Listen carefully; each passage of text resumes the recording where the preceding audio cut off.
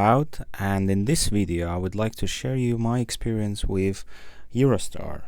I would like to show you what the journey entails, what it offers, and my overall experience of the Eurostar. So let's go out and check it out, Eurostar.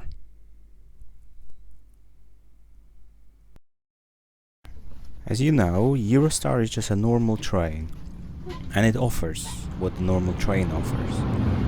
So you have standard carriages that offers you space for your luggage in the beginning of the carriages, normal sitting area, very compact as you can see from my video, and every single standard carriage is very similar to each other.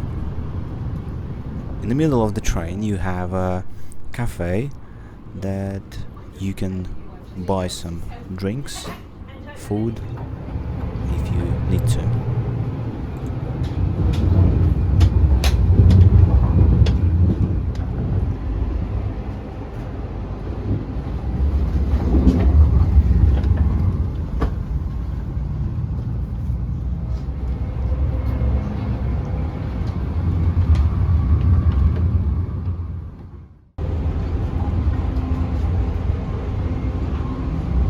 Then you have a business class, which comes up at a price of around £100 plus, where you get more space, more comfortable seats, but not too much, I would say, less people, so more quieter. You even can book these 2 rooms that are kind of your own rooms, where you can just stay by yourself.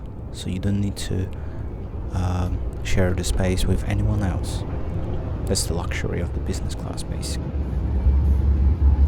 And based on the length of this journey and the price, of course, I come up with the conclusion that this Eurostar destination deserves a 3.5 score. Thanks for watching.